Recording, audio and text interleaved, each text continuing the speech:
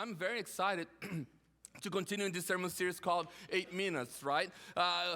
Do you have 8 minutes? That's the question we were posing. And we have explored, we have dedicated some of our time, hopefully in the last few weeks, into setting aside 8 minutes in order to be able to praise, one thing that we talked about. Bible study, reading the Bible and spend some time with God through His Word. Worship was another thing we talked about. And then last week, Danny came and preached to us and talked to us about the importance of fasting, which setting an intentional time to spend aside to spend time with God. Today we are diving into something that is tangible, that is outward focus. It's not about us. It's not inward. It's not about us, but it's about other people and it's serving others. That's what we're going to talk about today. Now, I do know, Laura and I have a family and kids, and we work, and I know life is busy. Between school drop-offs, soccer schedules, sports schedules, work deadlines, social media distraction, and the endless to-do list that Laura no longer make it at the house because every time she do a to-do list, I ruin the house. Guys, let me tell you this. If your wife comes with a to-do list, mess up, big time, do it once. She will never do it again. I promise you. That's how it works at home. But with all it was the secret information I'm sharing. But yeah, guys, I got you. I just ruined my house the other day again. Sometime I'll tell you the other day the story. It's terrible. I got burned and the whole thing. It was bad.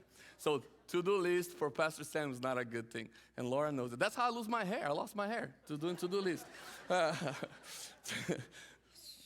It's going south pretty fast here. I know life is busy. Life is busy and difficult. There's a lot going on, right? And so maybe sometimes you feel like to serve others is like, whoa, is an impossible thing. It's like, no, I have so much that's going on. It is too much.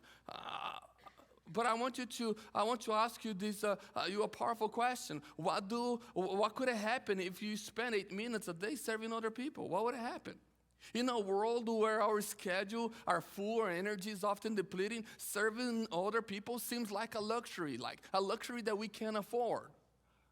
But there is a thing, and here's the thing: you don't need a whole day. You don't need to revamp your schedule and overhaul your whole life to serve someone. You can start with just 8 minutes, and that's the question: do you have 8 minutes to serve others? This sermon series really came into my mind when I was sitting in these pews listening to Danny preach, and he mentioned the video that I was about to show you. And as I was listening to Danny preach, this idea of 8 minutes towards God came about. Can we set 8 minutes a day for God through the disciplines? And so I'm about to show you a video that someone inspired this sermon series about how important it is to serve someone else with 8 minutes. Simon Sinek, he's not a Christian. He's a world leader. He's a great leader, great books on leadership. So I really like his writings. I'm actually reading right now Leaders Eat Last. One of his books is a great leadership book. Let's see what he says about 8 minutes, the importance of it. I have a dear, dear friend who is going through a very hard time, my friend Maria. And I went to her house for dinner, and she was better now. And we were catching up, and she was telling me about this awful time she went through. And I wanted to be sympathetic, but at the same time, I was really pissed off that she didn't call me. And I was like, what? Like, I'm here, I love you, I support you. Like, you're always there for me. Why wouldn't you let me be there for you? Like, how selfish are you? Like, you wouldn't let me be there for you. She says to me, I did. I reached out to you a number of times. I said, no, you didn't. And I look at my phone, like the text. She goes, want to come over? I'm like, I know that that's a cry for help versus every other time you ask me over, which sounds exactly the same. And so she read an article that says that when somebody's struggling, All they need is 8 minutes of help or support from a friend to get them back on track. And so we came up with a code, which any of us is like, what are you doing? Want to come over for dinner? Blah, blah, blah. Let's chat later. Fine. But when we write to each other, do you have 8 minutes? It means I need you. Love it. And anybody can step out of a meeting for 8 minutes to be there for a friend. Love There that. you go. Do you have 8 minutes? Listen, let me tell you this very important truth, okay? If you are struggling in life, give God 8 minutes and you will find a transformation like no other before. I promise you that. If someone around you is struggling, give them 8 minutes. How many times have we shared with someone something that is personal with them, right? And they look at you and say, I will pray for you. Why not take the 8 minutes, take some time right there, you know what? No, we are going to pray right now. You hold that person's hand and you pray. Oh, Pastor Sam, I don't know how to pray. Do you think I know how to pray? I don't know how to pray either. But I do know that whatever we say, God hears. And so hold that person's hand and pray for the cancer or pray for the kid or pray right there on the spot. Do you have 8 minutes a day? And to give towards helping someone else. Listen, we'll start a ripple effect of kindness and compassion that reflects Christ in your home, in your workplace, in the community that God has planted you and I. So I need for us to unpack this idea together this morning. And hopefully by the end of the sermons, I hope we will understand how important it is to set aside 8 minutes to serve people around us. And how it is doable, life-changing, life-enriching, not only for the person that is being served, but for us who are serving. Service is a spiritual discipline, and it reflects the heart of Jesus. It brings blessings for both us who are giving and for those who are receiving. So I would like to look in the life of Jesus this morning. I would like to read with you Mark chapter 10, verses 35 and 45. And through 45, and this is a great story, story of Jesus into teaching the disciple the importance of prayer, of serving. This is what it says. And James and John, the sons of Zebedee, came up to Jesus, and said to him, Teacher, we want you to do for us whatever we ask of you. I love that about these two guys. These two brothers are coming together. They might be a little bit of spoiled, right? And this is what you hear some kids say to their parents, like, I want you to do whatever you want, whatever I want. And I'm like, yeah, okay, all right, go ask your mom. And it's a joke. Okay, I can't be playing around because we got to do this. And said to them, what do you want me to do for you? Jesus said to them, what do you want me to do for you? And they said to him, grant us to sit, one at your right hand and the other one on your left in your glory. So this is like, there's a startup company going up, the CEO, and you're like, you know what?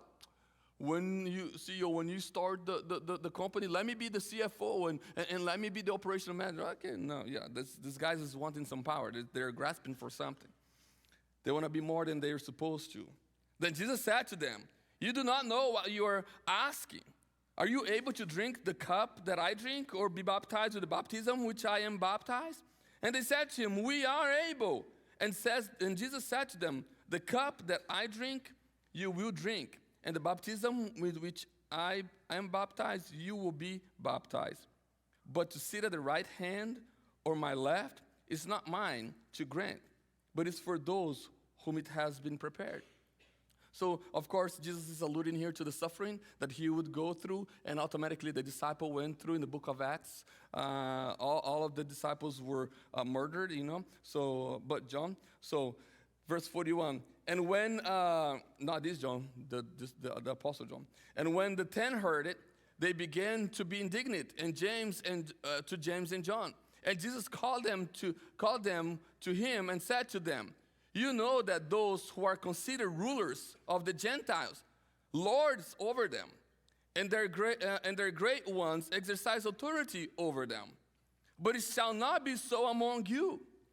Whoever would be great among you must be your servant, and whoever would be first among you must be a slave of all. For even the Son of Man came not to be served, but to serve, and to give his life as a ransom for many. Let me read verse 45 again. For even the Son of Man came not to be served, but to serve, and to give his life as a ransom for many. This last verse of this passage is the cornerstone of our faith. Jesus, the King of Kings, the Lord of Lords, didn't demand to be served. He came to serve. This verse, it is at the center of the gospel, the good message of Jesus. It is a profound declaration of Christ's mission on earth. He's one of the most clearest and most powerful expression of Jesus in what he came here to do. To understand this in depth, I think we must explore both the meaning of service through the Greek word diakone, the biblical image that Jesus is using here when he says, came not to serve, came to serve. The Greek word to serve here is the word diakone, translated diakone, but what it means to wait on or to minister to. In the ancient world, it described a servant or a waiter who actively attended to the needs of others.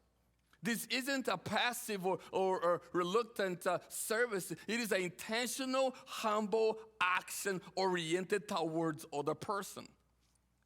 We would be using this word today. We use this word today when we go to a restaurant and then the waiter comes to wait on you.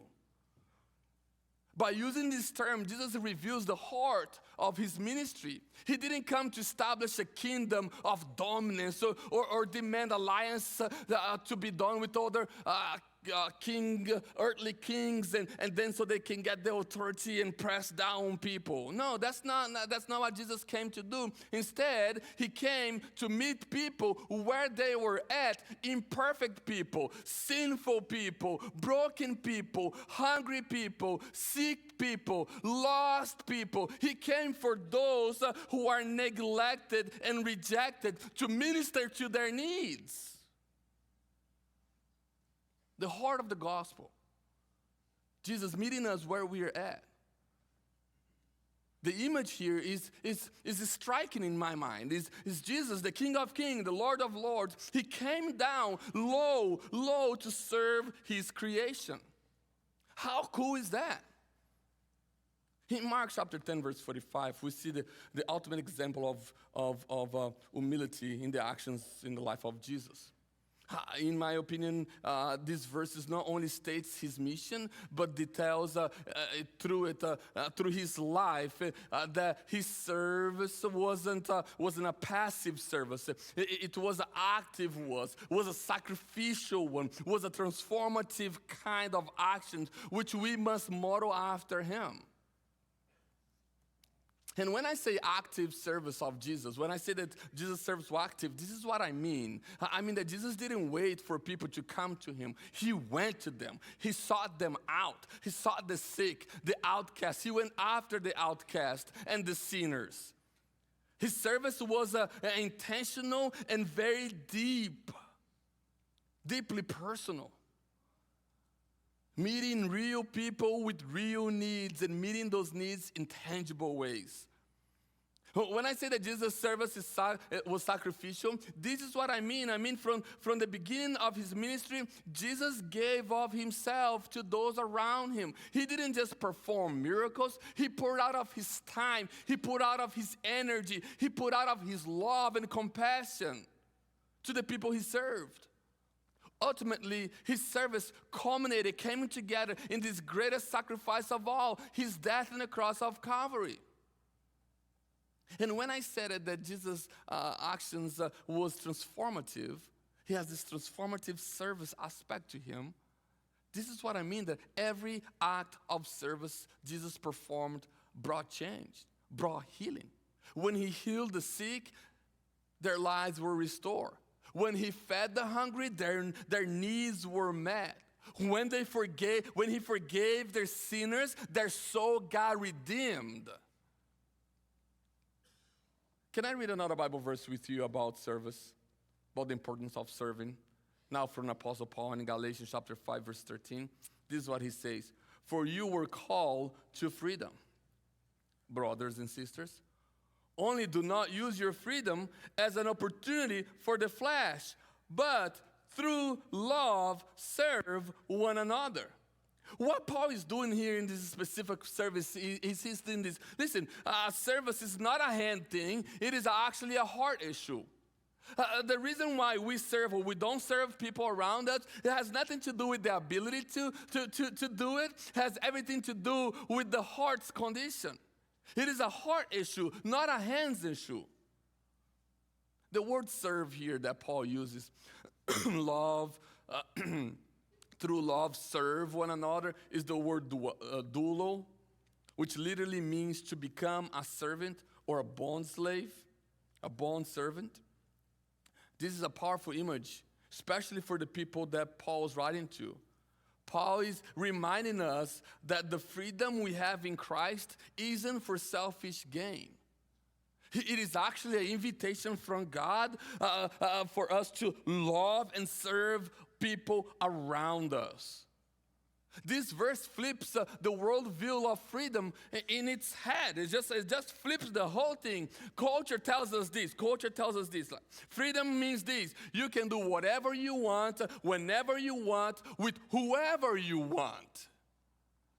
But Paul says here that true freedom comes when you serve other people. True freedom is found when you serve people around you.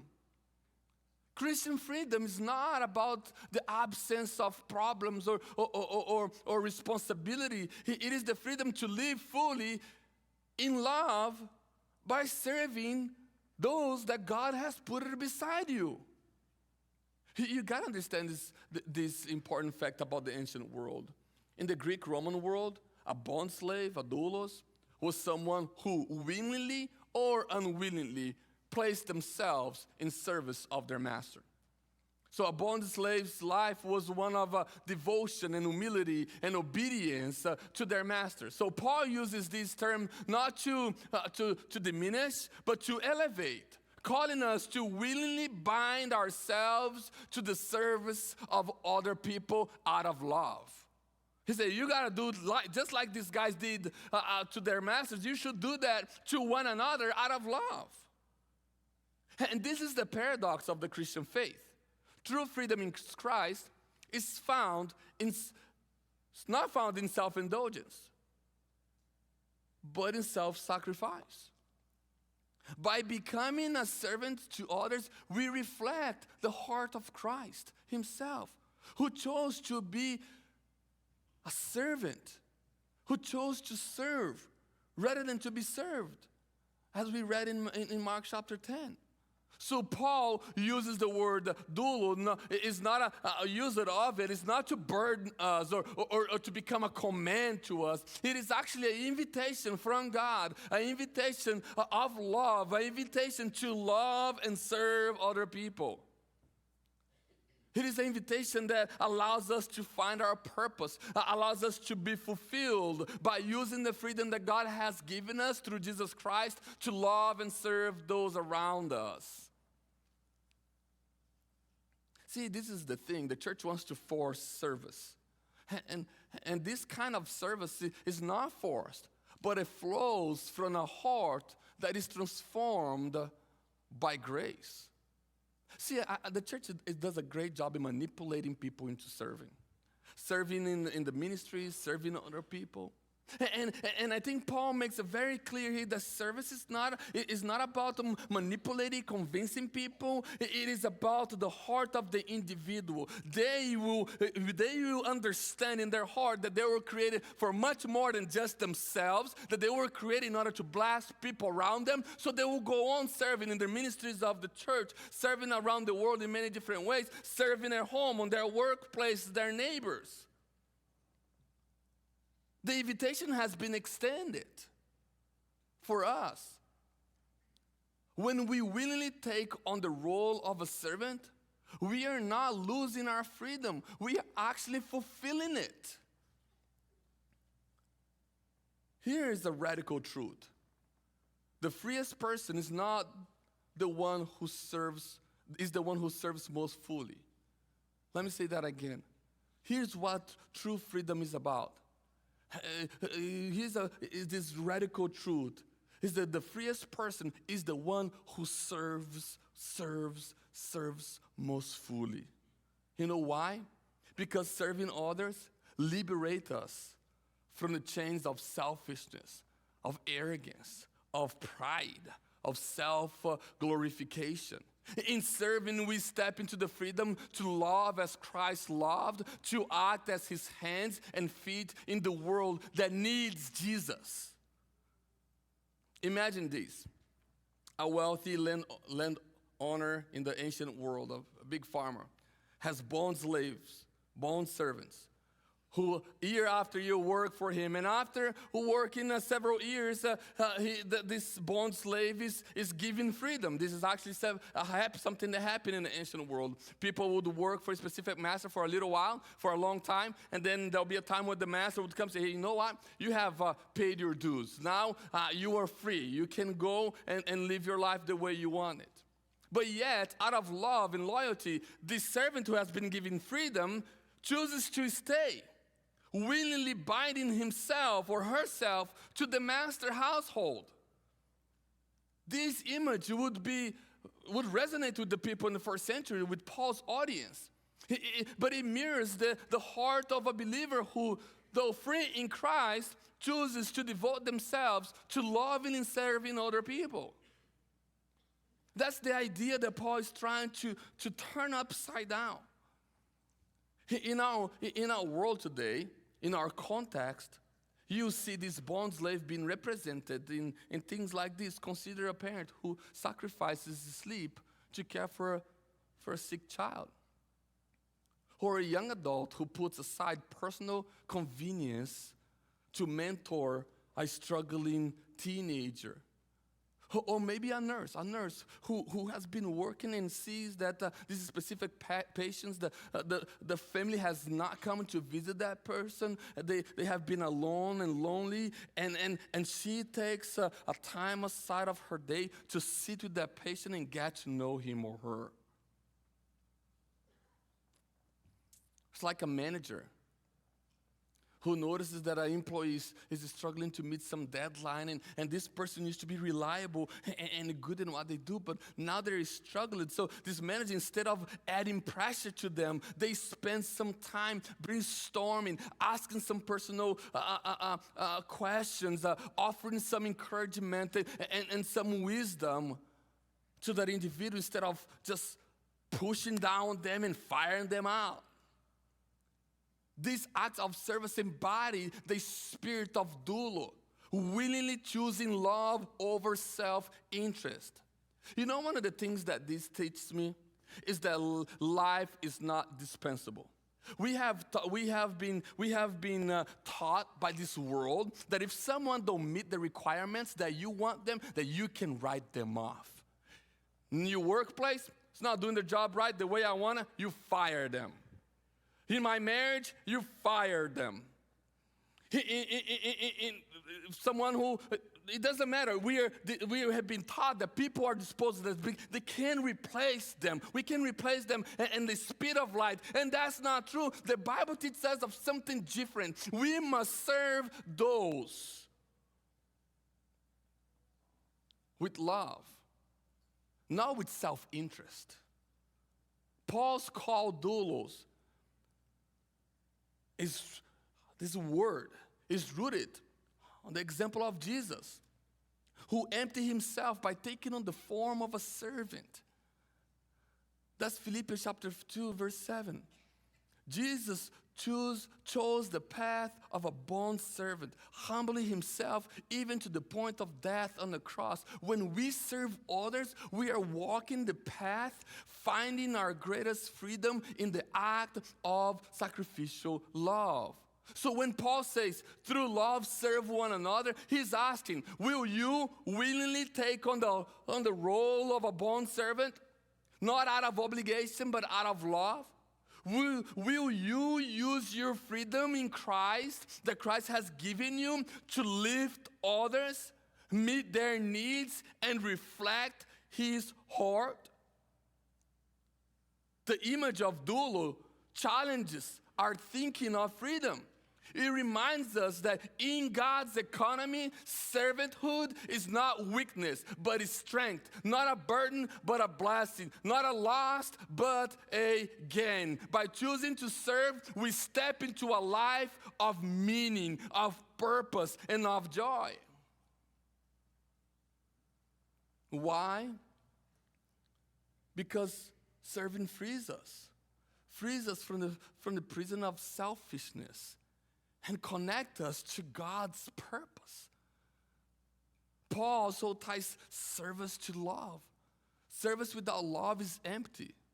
But when motivated by love, it becomes an act of worship. Let me tell you this again. Service without love is an empty action. But motivated by love, it becomes an act of worship that goes up as a fragrance into God's nostrils. And God smells and says, that was a good one. That's a good one. So to finish, I've explored some New Testament verses. Let me talk to you about one Old Testament verse, Micah 6:8.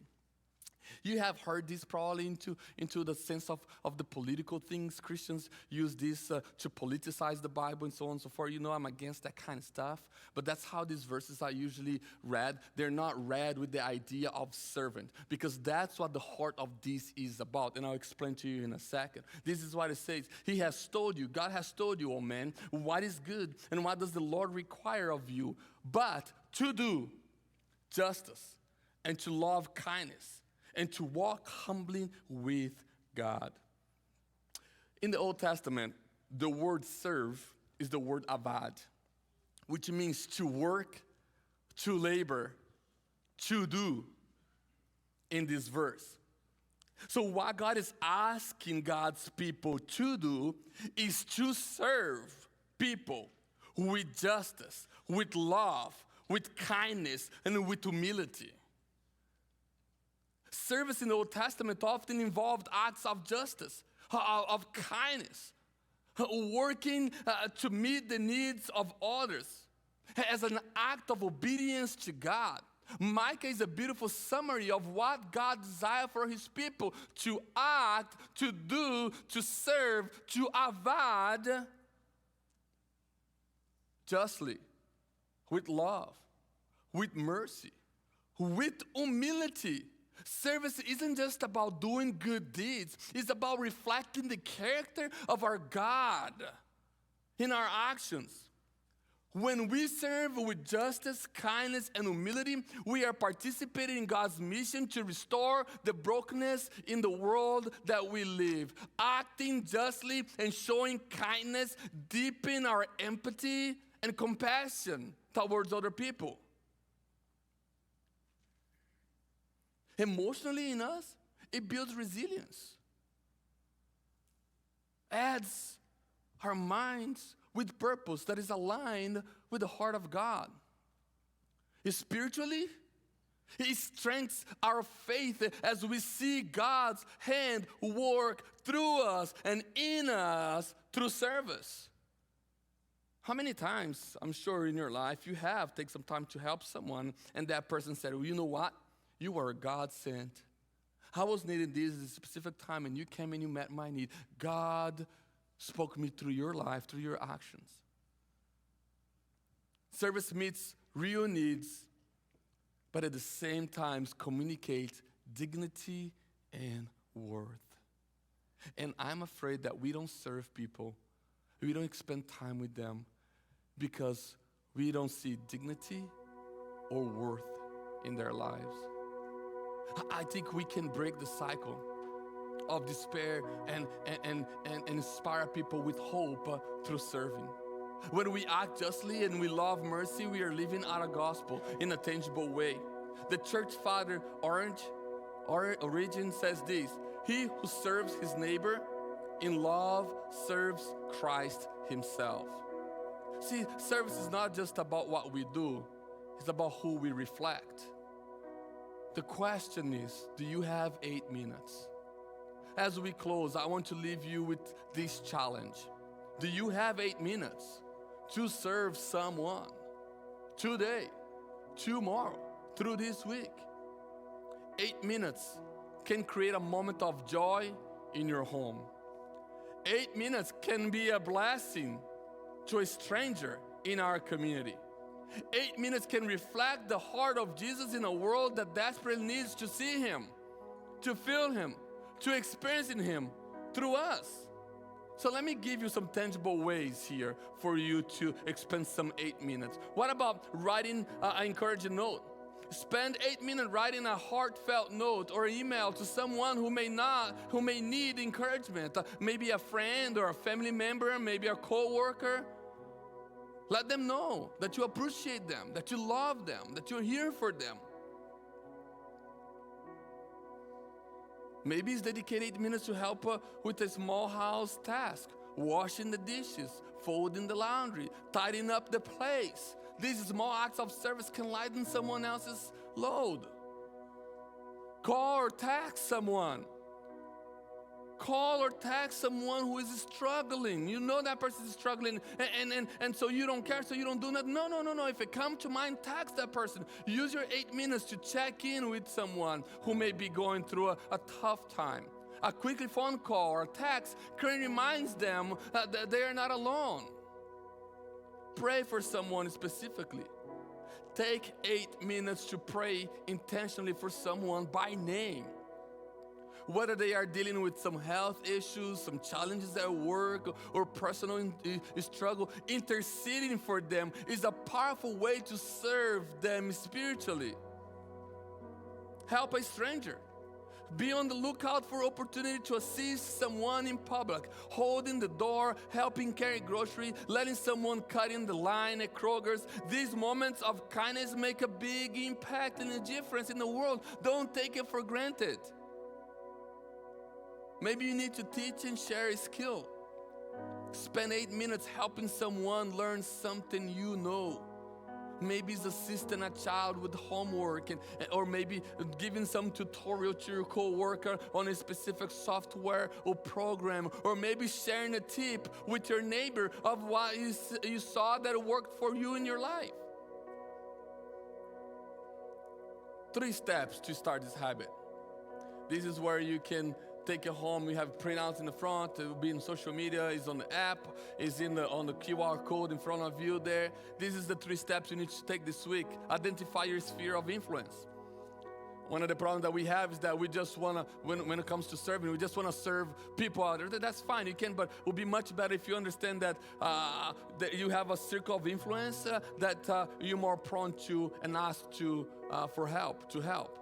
Spend 2 minutes thinking about the people in your life, family, friends, co-workers, neighbors, or even strangers you encounter daily. See how the influence that you have there, and then bring your gifts and ability. Observe a need. Look for small but meaningful ways to help. Does someone need encouragement, assistance, or simply your presence? Be there for that person. Observe the need and act intentionally. Commit to your choice of action and follow through it with wholeheartedly.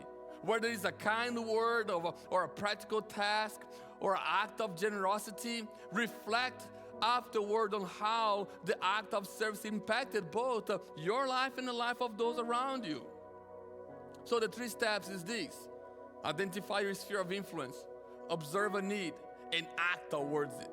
Choose one person or a group to focus on for your 8 minutes of act of service today. By starting with small intentional acts of service, you can build a habit of living out Christ's call to love and serve others. Do you have 8 minutes to make a difference in someone's life today? As we step into this new year, let us be the church that embodies the love of Christ through small, consistent acts of service. Start with 8 minutes and watch how God uses your faithfulness to transform lives, yours and the life of those He has called you to serve.